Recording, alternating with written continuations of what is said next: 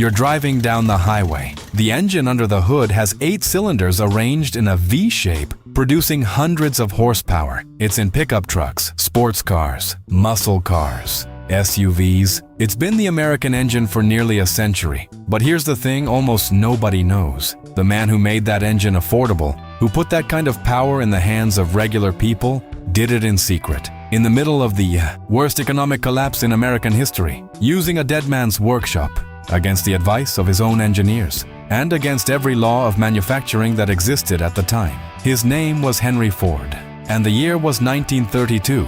This is the story of the Ford Flathead V8, the engine that started it all, the engine that outlaws loved, that hot rodders worshipped, and that changed the way Americans related to speed forever. Stay with me, because 94 years of automotive history fit into this story, and every single minute is worth knowing. Before we get into it, if you want me to keep digging up the stories Detroit, Tokyo, and Stuttgart tried to bury, hit subscribe. And if you're watching on your TV right now, grab your remote, navigate to the channel page, and hit that subscribe button. It actually makes a difference. The world before the V8. Let's set the scene. It's 1929. The stock market just crashed. Banks are failing. Millions of Americans are out of work. And in Detroit, the car business is in free fall. Ford had already changed the world once. The Model T made cars affordable. The assembly line made mass production possible. Henry Ford had become the most famous industrialist on the planet. But by 1929, things were getting complicated. Chevrolet, Ford's biggest rival, had just launched a new 6-cylinder engine. And that 6 was smooth, quiet, powerful enough to feel modern. American buyers noticed. By mid-1931, Chevy was outselling Ford. That had never happened before. Henry Ford was 68 years old. He'd built his empire on the 4-cylinder engine. Reliable, simple, cheap to make. His engineers, the professionals in his state-of-the-art laboratory, told him a 6-cylinder was the logical next step. Proven technology, predictable costs, easy to manufacture. Ford looked at them and said no. He didn't want to match Chevrolet. He wanted to bury them. He wanted 8 cylinders. Now, to understand why that was a crazy idea in 1931, you have to understand what a V8 actually was back then. V8 engines existed. They'd been around since 1902, when the first one appeared in France. Cadillac had been building V8s since 1914, but these were luxury machines. Complex, expensive, built for rich men who could afford to have them serviced regularly. Nobody, and I mean nobody, had ever figured out how to build a V8 cheaply enough to put in a car that a factory worker could buy. That's what Ford was chasing. Not just 8 cylinders, the first affordable V8 in history. His engineers told him it was impossible. He told them to get out of his way. The secret project. Here's where the story gets genuinely strange. Ford didn't trust his own engineering department. He thought they were too cautious, too conservative, too focused on what couldn't be done. So in late 1931, he did something almost no CEO in history has done. He pulled a small team of his most trusted engineers, not the best engineers, his engineers, and he set them up in a secret location, not in the Ford engineering laboratory, not in any Ford building. He put them in Thomas Edison's old laboratory. Edison had died in October 1931. His Fort Myers laboratory, the one where he'd worked on some of his greatest inventions, had been relocated to Ford's Greenfield Village in Michigan. It sat there, preserved like a museum piece. Ford believed that Edison's spirit lived in those walls, that the tools, the machines, the benches where a genius had worked, that it would rub off. You can call that superstition, you can call it sentimentality, but the man had built the most successful automobile company in the world, so maybe let him have his rituals. Inside that lab, Ford's team worked in near total secrecy. The goal was audacious. Cast the entire V8 engine block, all 8 cylinders, the crankcase, everything, as a single piece of iron. That was the key. That was the revolution. Up to that point, V8 engines were assembled from multiple separate pieces bolted together. That's what made them expensive. Each piece had to be machined precisely. Each connection point was a potential leak, a potential failure, a potential cost. Ford wanted one single casting, one pour of molten iron, one block. His engineers said it couldn't be done.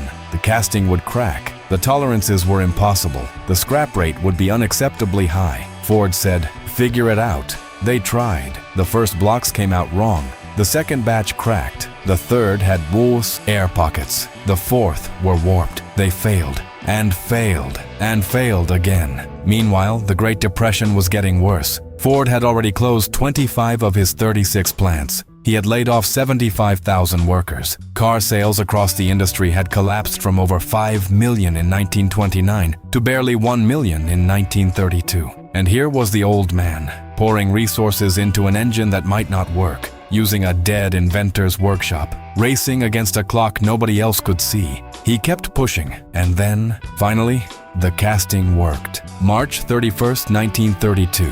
On March 31st, 1932, Ford Motor Company announced the Ford V8 to the world. The car was called the Model 18, but nobody called it that. From day one, everyone called it simply the Ford V8. The specs by today's standards are modest. A 221 cubic inch engine, that's 3.6 liters, 8 cylinders in a V configuration at 90 degrees, a single barrel carburetor, a compression ratio of 5.5 to 1. Output, 65 horsepower. 65 horsepower. That sounds like a lawnmower engine today. But in 1932, at a time when most affordable cars produced 30 to 40 horsepower, that was a revelation. That was twice the power, at a price ordinary people could afford. The car started at $460. A convertible ran $650. In today's money, roughly $10,000 to $14,000. Accessible, real, something a working man could save up for. The design, and this is important, was called Flathead. The valves sat inside the engine block, alongside the cylinders, rather than on top. That's the flat in Flathead. It was a simpler design than what luxury V8s used. Cheaper to machine, easier to work on. You didn't need a specialist. A guy in his driveway with basic tools could take this engine apart and put it back together. That detail, that accessibility, would matter more than anyone realized at the time. But the launch was not smooth. The first engines burned oil. The pistons cracked. The cooling was inadequate. Early cars ran hot. Some seized up entirely. Ford's quality control, rushed by secrecy and speed, had missed problems that a more methodical development process would have caught. The press noticed. Dealers complained. Owners wrote letters. And Ford fixed it. Quietly, quickly, iteratively. By 1933, revised aluminum cylinder heads improved the compression ratio to 6.33 to 1. Horsepower climbed to 75. By 1935, it was 85. But even the imperfect 1932 version changed everything, because the market understood instantly what this engine represented. For the first time in the history of the automobile, the V8 was not a luxury. It was not a privilege. It was not something reserved for the wealthy. The V8 was for everyone. The Outlaws noticed first. Here's a detail that says everything about what this engine meant to America in 1932. It wasn't car reviewers who understood the V8 first. It wasn't racing drivers or engineers. It was criminals. The Great Depression had created a very particular type of American outlaw. Men and women who drove across state lines at high speed, robbing banks and gas stations and small stores, surviving because they were faster than local law enforcement. Most cop cars in 1932 were underpowered. A desperate person in a fast car could disappear. No one understood this better than Clyde Barrow. You know the name, Bonnie and Clyde. America's most famous criminal couple of the 1930s. Between 1932 and 1934, Barrow and his gang crossed Texas and surrounding states in a 2-year crime spree. And whenever Barrow could steal one, he drove a Ford V8. Not because it was the most powerful car available. It wasn't. Not because it was the most expensive. Obviously not. He drove it because it was fast, reliable, and light. Top speed approaching 85 miles per hour in 1932 in a car that weighed around 2,200 pounds. His appreciation ran so deep that in April 1934, 6 weeks before he was killed in a police ambush, Clyde Barrow wrote a letter to Henry Ford. He wrote it by hand from Tulsa, Oklahoma. Ford's company received it on April 13, 1934. The letter read, "While I still have got breath in my lungs, I will tell you what a dandy car you make. I have drove Fords exclusively when I could get away with one. For sustained speed and freedom from trouble, the Ford has got every other car skinned. And even if my business hasn't been strictly legal, it don't hurt anything to tell you what a fine car you got in the V8. Yours truly, Clyde Champion Barrow. Handwriting analysts have questioned the letter's authenticity, but it's preserved today at the Henry Ford Museum. And whether or not Barrow's hand actually wrote it, it captures exactly how outlaws, bootleggers, and getaway drivers across America felt about the V8. 6 weeks after that letter arrived, Clyde and Bonnie were ambushed on a dirt road in Gibbsland, Louisiana. Lawmen put 167 bullets into their stolen 1934 Ford V8. They died in the same car they'd praised, the engine that built American car. Culture now. Here's where the story shifts, because the V8's most lasting impact had nothing to do with outlaws. It had to do with young men coming home from World War II. The war ended in 1945. Millions of veterans returned to America. They were young. They had mechanical skills, real, practical skills, acquired in the military. And they came back to a country where used 1932 Ford V8s were sitting in junkyards and backlots, available for almost nothing. What do you do with a cheap, simple, powerful engine that you can take apart with your hands? You make it faster. The hot rod movement was born directly from the Ford Flathead V8. These kids, and they were kids mostly, figured out that the Flathead's simple design was a gift. You could pull the heads, increase compression, rejet the carburetor, bolt on multiple intake manifolds, and coax far more power out of those 221 cubic inches than Ford ever intended. The dry lake beds of Southern California became the testing grounds.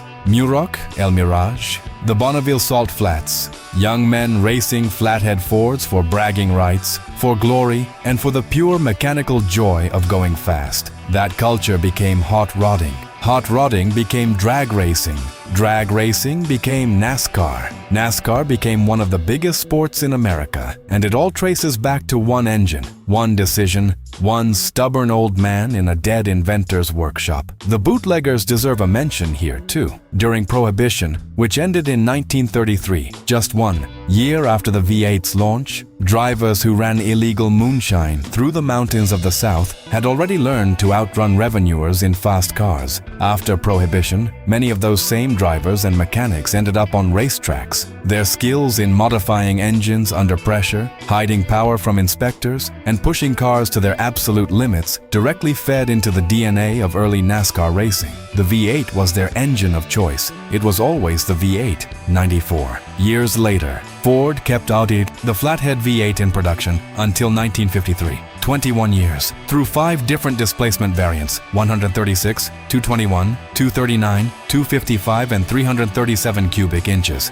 By the time it was retired, more than 25 million Ford cars and trucks had been built with this engine. After 1953, Ford moved on to overhead valve designs. The Flathead was replaced by engines with more power, better cooling, and more modern architecture. But it never died. Today, in 2026, the Ford Flathead V8 still has an active community of builders, restorers, and racers. There is a dedicated land speed record class for flathead-powered cars at Bonneville. The current record holder runs over 300 miles per hour. 300. On an engine design that's 94 years old. Specialty shops like H&H Flatheads still rebuild these engines from scratch. The aftermarket parts industry for a 1932 engine remains robust. You can buy new pistons, new gaskets, performance carburetors for an engine that last came out of a factory the same year. Eisenhower was elected. The reason is simple. People don't just collect these engines. They use them. They race them. They understand them. They feel something when they work on one. That's Henry Ford's real legacy with the V8. Not the horsepower numbers, not the sales figures. He made an engine that anyone could understand, anyone could fix, anyone could make faster. He gave speed to people who had never had access to it before, in the middle of the worst economic depression in American history. At 68 years old, using a dead man's laboratory, ignoring the advice of his own engineers, Henry Ford figured out how to cast a V8 engine block in one piece. And that decision echoes through every V8 rumbling down an American highway today. So here's the question I'll leave you with. The V8 is 94 years old. It's been declared dead a dozen times by emissions regulations, by fuel economy standards, by the rise of turbocharged 4-cylinders and electric drivetrains. And it keeps surviving, keeps showing up, still making people stop and listen when one goes by. What does that tell you about the engine Henry Ford built? Drop your answer in the comments. I read every single one. If this was worth 15 minutes of your time, subscribe, hit the bell, and don't miss the next one. Because on this channel, we go deep. We don't do surface level trivia, we do the full story. See you on the next ride.